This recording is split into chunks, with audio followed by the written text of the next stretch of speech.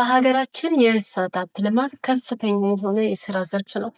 በመሆኑም አብዛኛው አርሶ አደር ከእንስሳት ጋር ያለው የዕለት ተዕለት የእንክብካቤና የእንስሳትን ጥቅም በመገንዘብ ከመንግስት የሚመጡ መድኃኒቶችና ግብአቶችን በመጠቀም ከፍተኛ ለውጥ እየታየ መጥቷል። ለዚህም የሚከሰቱ በሽታዎችን ለባለሙያዎች ጥቆማ በመስጠት እንስሳቶች እንዳይጠቁባቸው እየተደረገ ይገኛል። ዛሬ ይዘንላችሁ የቀረብነውን በሰሜን ወሎ ዞን ላስታ ወረዳ ደስታ መሰል የፍየልና የበግ እንስሳት በሽታ በመከሰቱ ማህበረሰቡ ጥንቃቄ በማድረግና አስፈላጊውን ክትባት እንዲያስከትቡ በመደረጉ የተከሰተውን በሽታ መቆጣጠር መቻሉን የላስታ ወረዳ እንስሳትና አሳ ሀብት ልማት ጽሕፈት ቤት አስታውቋል። የላስታ ወረዳ እንስሳትና አሳ ሀብት ልማት ጽሕፈት ቤት የእንስሳት በሽታ ክትትልና ቁጥጥር ባለሙያ አቶ ተልእኮ ግርማ እንደገለጹት ደስታ መሰል የሚባል በሽታ ባለፈው በ2016 ዓ.ም በወረዳው ተከስቶ እንደነበር አንስተው በአርሶ አደሩና በባለሙያው ጥረት እንደተቆጣጠሩት ገልጸዋል። ባለሙያውም ይህ በሽታ በፍጥነት ከእንስሳት ወደ እንስሳት የሚተላለፍ በመሆኑ አርሶ አደሩ እንስሳት አልባ የሚያደርግ ስለሆነ የተያያዙ እንስሳቶችን ከ80 እስከ 90% የሚገድል አደገኛ ቫይረስ ስለሆነ አርሶ አደሮች እንስሳቶችን እንዳይቀላቀሉና የተያያዙ እንስሳትን ወደ ገበያ እንዳይወጡ ማድረግ የቅድመ ጥንቃቄ ስራዎች መደረግ መቻሉን ገልጸዋል። የላስታ ወረዳ እንስሳትና አሳ ሀብት ልማት ጽሕፈት ቤት ኃላፊ አቶ አቤሽ ሽመልስ እንደገለጹት ባለፉት ወራት የተከሰተው የበግና የፍየል በሽታ አሳሳቢና አስከፊ እንደነበር ጠቁመው ከቀበሌ እስከ ወረዳ የተቀናጀ ትስስር በመፍጠር ከኮምቦልቻ የእንስሳት መድኃኒት ማዕከል አቅርቦት ጋር በመነጋገር ሙሉ በሙሉ መቆጣጠር መቻሉን ተናግረዋል። በወረዳው ከ98,000 በጎችና ከ78,000 በላይ ፍየሎች የሚገኙበት ሰፊ የእንስሳት ማርባት ተግባር በማህበረሰቡ መኖሩን አንስተው በሽታው በሁሉም ቀበሌዎች ለማዳረስ 150,000 ዶዝ የመድኃኒት ስርጭት በማድረግ የቅድመ መከላከልና የሕክምና ስራ በመስራት በአርሶ አደሩ ሊደርስ የነበረውን የእንስሳት ሞት መከላከል መቻሉን ኃላፊው ገልጸዋል። ኃላፊው አክለውም በሽታው በፍጥነት በመዛመቱ አንጻር አደገኛ በመሆኑ መንግስት በወረዳው ለሁሉም ቀበሌዎች በማዳረሱና አርሶ አደሮች እንስሳቶችን በማስከተብ ከሌላ እንስሳት እንዳይቀላቀሉ ሁሉም በበሽታው ከተያዙ እንስሳቶችን በየቤታቸው በማሰር ላደረጉት ትብብር አመስግነው እንደዚህ አይነት ድንገተኛ በሽታዎች ሲከሰቱ ጥቆማ እንደተለመደው በቅርብ ለሚገኙ ባለሙያዎች እንዲያደርጉ መልእክታቸውን አስተላልፈዋል። እንግዲህ በወረዳችን በ2016 ዓ.ም የደስታ መሰል የበጎችና ፍየሎች የክትባት የዘመቻ ስራ መስራታችን ይታወቃል። በመሆኑም በ2018 ከጥቅምት ወር መጀመሪያ አካባቢ ጀምሮ የበሽታ እንደ አዲስ በመከሰት በተለይ በ024 ቀበሌ አይደፈርና 06 ቀበሌ ሶርባ ላይ ከፍተኛ ጉዳት በማድረስ ላይ ይገኛል። እንዳልኩት እንግዲህ ይህ ቫይረስ ከእንስሳት ወደ እንስሳት በአፋጣኝ የሚተላለፍ ሲሆን ሞርቢሊ ቫይረስ በሚባል ቫይረስ ይተላለፋል። እንግዲህ በሽታው ከተያዙት ውስጥ ከ80 እስከ 90% በመግደል የሚታወቅ ቫይረስ ነው።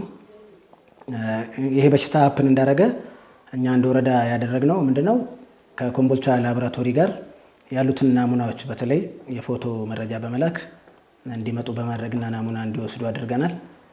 በዚህም መሰረት በ6/3/2018 መጥተው ናሙና ወስደዋል።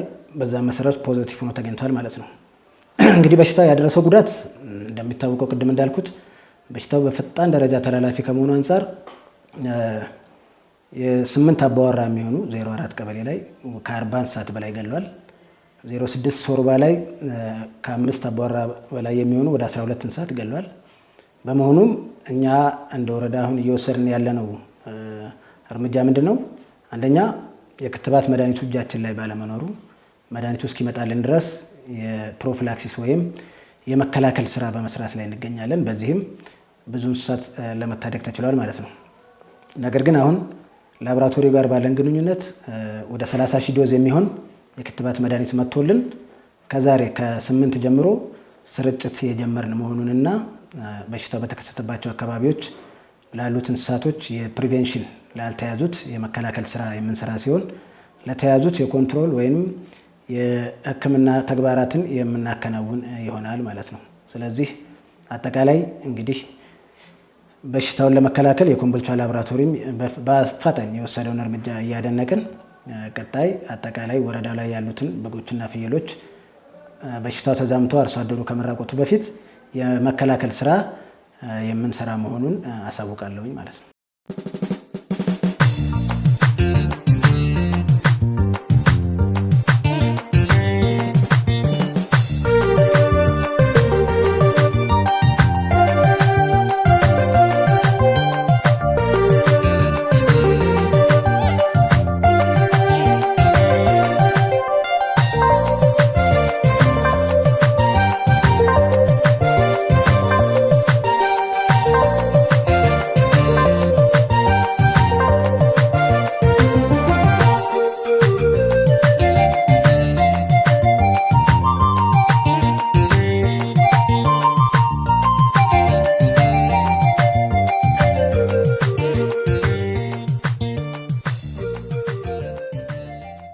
አምስት ቀበሌዎች በተለይ ደግሞ በቆላማ በሚባሉ ቀበሌዎች 025 024 ድብኳ ይደፈር እርፋ እና ቆልመስክ እንትና ገለቶት አካባቢ ደስታ መሰል የበግና ፍየሎች በሽታ የሚባል ወይም ፒፒአር ይባላል። እሱ በሽታ እንግዲህ ተከስቷል። እሱ መከሰቱን እኛ ካየንና ከደረስንበት በኋላ በእኛ ብቻ በቂ ስለማይሆን ከኮምቦልቻ የእንስሳት ላቦራቶሪ ማዕከል የሚሰሩ ሰዎች ስላሉ ከሱ ዶክተሮች መጡ። ከኛ ጋር በጋራ መሆን አረጋገጡና ደስታ መሰል የበግና ፍየሎች በሽታ መሆኑን ካረጋገጥን በኋላ ወዲያውኑ በመጡበት ሰዓት ምናልባችም ሆኖ ቢገኝ ብለው 30 ሺህ ዶዝ አካባቢ አምጥተውልን ነበር። እንግዲህ በነሱ ወጪ ይህም እንግዲህ በመንግስት የሚመራ የላቦራቶሪ ማዕከል ነው። ቀጥሎ በሽታውን ሲሆን እንግዲህ ወደ 120 አካባቢ ጨመርና በአጠቃላይ ወደ 150 ሺህ ዶዝ እንግዲህ ማለት ለአንድ እንስሳት አንድ ዶዝ ማለት ነው። እሱ መድኃኒት መጣልን። ከዛ በኋላ የበሽታ መሆኑን ስናቅ ሁለት አይነት መንገዶችን የተከተልነው። የመጀመሪያው እንግዲህ ቀበሌዎችን አጠቃላይ በሁለት ዙር ወይም በሁለት ከፈልን። ሲቀጥል ደግሞ እንግዲህ አጠቃላይ ባለሙያዎችን ከገጠር ያሉትን ባለሙያዎች ከላይ ያሉትን መጀመሪያ ዙር እንዲመጡ ወርታች ማውረድና ወርዳ ላይ ያሉትን ባለሙያ ወርታች ማውረድ እንዳለብን እሱም የጋራ ተነጋገርን። ወዲያውኑ የበሽታውን አጠቃላይ የመጣውን መከላከያ መድኃኒት የማሰራጨትና የወረዳ አስተዳደር ምክር ቤቱ ጋር በጋራ የመነጋገር ስራ ሰራን።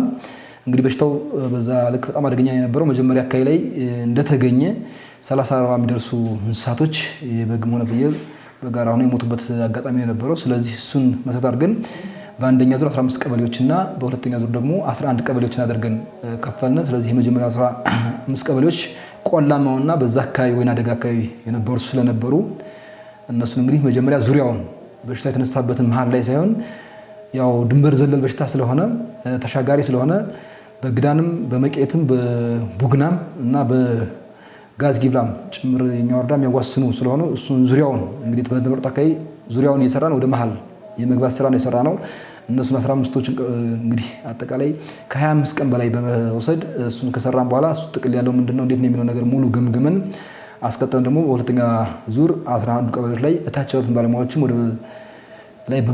ወደ ነህኞች በማዞር የወረዳውን ባለሙያን በመመለስ እንደገና ዳግም ገምግመን ወደዛኞቹ ወደ 11 ቀበሌ ነው ያዞርነው። እሱም እንግዲህ ደግሞ ራሱን ችሎ እንደ ወደ 24 ወደ 25 ቀን የፈጀበት አጋጣሚ ነው የነበረው። ስለዚህ በዚህ ስራ እውነት ስንናገር አጠቃላይ ሰፊ ጊዜ ሰፊ አቅም እና ሰፊ የሰው ጉልበት የጠየቀ ነው የነበረው። ያው እንደሚታወቀው በሽታውም በጣም አስቸጋሪና በቀላል ሰዓታት በቀላል ቀናት ብዙዎች ቦታዎችን የሚያዳርስ በሽታ ስለሆነ እሱ ላይ እንግዲህ እሱን ታሳቢ በማድረግ ሰፊ የሆነ ርብርብ ያደረግነው። በዚህ እንግዲህ ሂደትም አጠቃላይ የወረዳ አስተዳደር ምክር ቤቱ ቀን ተቀን በሚባል ደረጃ አጠቃላይ ተቀምጦ በመገምገም ረገድ የእኛም ተቋም እንግዲህ ከሚመለከታቸው አካላት ጋር እታች ድረስ ወርዶ ጭምር እንግዲህ 40-50 ቀን ያለ ድካም ያው ስራዬ ነው ብሎ በመስራትና ማህበረሰቡን ከችግር በመታደግ ረገድ ሰፊ ስራ ተፈጅቶበት ተሰራና ኮምቦልቻ የእንስሳት ምርምር ማዕከልም 150 ሺህ ዶዝ የሚደርስ እንግዲህ መድኃኒት በነፃ በመስጠትና ከሱ አልፎም የበሽታውን አጠቃላይ ጥቅል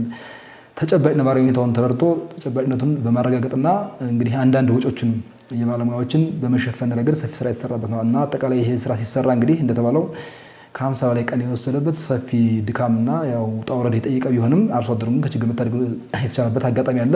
ይህም ሲሆን ደግሞ እንግዲህ እኛ አካባቢ ተከስተ ከሱ ቀጥሎ ቡግናም መቄትም ግዳንም አልፎም የሰሜን ወሎ ወረዳዎችና ዋግ ኽምራ ሰቆጣ አካባቢም በሰፊው በዛ ልክ ሆኖ ከኛ ተከትሎ እንግዲህ ሰፊ ስራ የተሰራበትና አሁንም ጭምር እንግዲህ በተለያዩ ከጠራዋቸው ውጭ ባሉ ወረዳዎች እንደ ዞንም ጭምር እየተከሰተ ያለበት አጋጣሚ ያለው። እንደኛ ወረዳ ተጨባጭታ ሲታይ ግን አሁን ላይ ሙሉ በሙሉ በሽታውን ተቆጣጥረን ምናልባትም በዛ በነበረው አጋጣሚ እንግዲህ ከህዳር 9-10 ጊዜ ጀምሮ ጨርሰን እስከምናበቃበት እስከ ጥር አካባቢ ባለው 100 የሚደርሱ ግልገሎች የሞቱበትና እነዚህም ሲተመኑ 400-500 ሺህ ብር የሚደርሱበት አጋጣሚ የነበረው። ምናልባትም እዚህ ላይ ቀድመን አውቀን የሚዲያ ሽፋን ተሰጥቶ በነገራችን ላይ እዚህ ቀደም የስራ ገና ሲጀመርም የሚዲያ ሽፋን እንግዲህ በመንግስት በላስታወዳ መንግስት ኮሚኒኬሽን የተሰጠበት አጋጣሚ ነው የነበረው። እሱም መልእክቶችን በቀላሉ ለማስተላለፍ ሰፊ ስራ ያገዘበትና በቀላሉ ተደራሽ እንዲሆንም ያገዘበት መንገድ ነው የነበረው። እሱን ተከትለን እንግዲህ በርካታ ስራዎችን የሰራንበት አጋጣሚ አለ።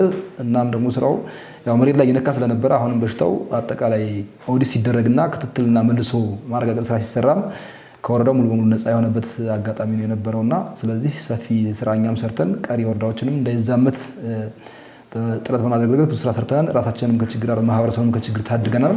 ቀሪዎችም ከኛ ወስደው እየሰሩ ያሉበት አጋጣሚ ነው የነበረው። እንግዲህ እነዚህ አይነት በሽታዎች ሲከሰቱ ይሄ ምናልባትም እንግዲህ እንደ ክልል ብሎም እንደ ሀገር በ2030 እንደ ሬንደር ፔስት እንደሚባለው በሽታ ለማጥፋት ነው ጥረት እያደረገ ያለው መንግስት።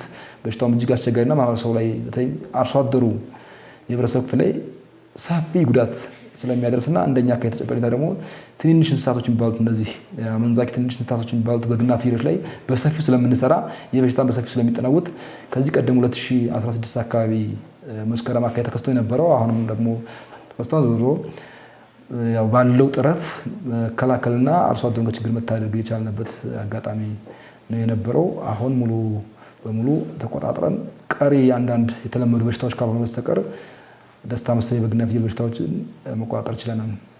እንግዲህ አጠቃላይ እንደ ላስታ ወረዳ 25 ቀበሌዎች ናቸው እንግዲህ ያሉን። በክሊኒክ ደረጃም 25 ክሊኒኮች አሉን። እንግዲህ አንደኛው በአንዱ የሚጠራው 26 ቀበሌ ቢሆንም አያይዘን አብረን የምንሰራው ስለሆነ 24 ባለሙያዎች አሉ። ነገር ላይ እንደኛ ተጨባጭ አንድ ባለሙያ አንድ ክሊኒክ ብቻ ነው ባለሙያ ያለው። ስለዚህ በዛ ዕለትም ያው ይህ ስለነበረ ሁሉም ቀበሌ የሚባል ደረጃ ባለሙያዎች ስለነበሩ ነው ስራውን ማሳለጥና ማቃጠፍ የቻልንበት። አጠቃላይ ከማህበረሰቡ ጋር ተያይዞ ሲታይ ይሄ በሽታ መከሰቱና በሽታው ራሱ መሆኑን እንግዲህ ባላቸው እውቀትና ልምድ ገምቶ በማወቅ ረገድ ለሚመለከተው አካል ቶሎ በማድረስ ረገድ ከባለሙያው ያላነሰ ሚና ማህበረሰቡ አለው።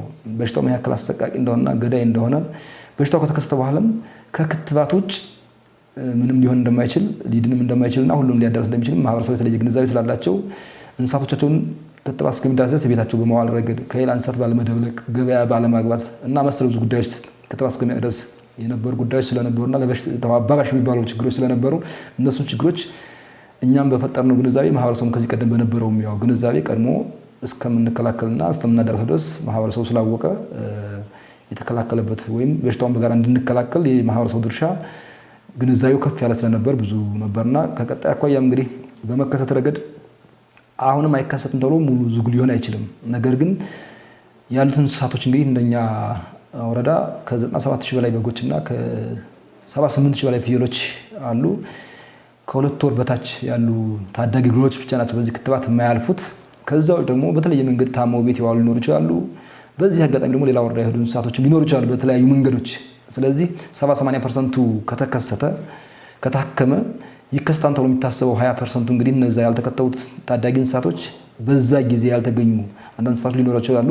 ነገር ግን 70-80% የሚሆነው እንስሳት ከተከተበ በክትባቱ ካለፈ የማስተላለፍ እድሉ በጣም ደካማ የሆነ ስለሆነ ቢነሳም መልሶ በራሱ የመጥፋት እድሉ ሰፊ ነው። ሲቀጥልም ደግሞ ክትባቱ የተሰጠበት አጋጣሚ በሰፊው ስለሆነ እኛም ቢነሳም ማህበረሰቡ የተለየ ግንዛቤ ስላለው ብቁ የሰው ኃይል ስላለን በሽታው መከሰቱን ተከትሎም ደግሞ ለበሽታው የሚያገለግል ግብአት ለመስጠትም ነፃ ጭምር መንግስት በተለየ መንገድ ያሰበበት አግባብ ቀድሞ የራሱ የተሰራበት ሁኔታ ስላለ እነዚህን መድኃኒቶች በመጠቀምና በማሰብ በሽታውን በቀላሉ መቋጠር የሚቻልበት እድል ስላለ ያን ያክል የሚያሰጋ አይደለም። ሙሉ በሙሉ አይከሰትም ተብሎ 100% አይዘጋም።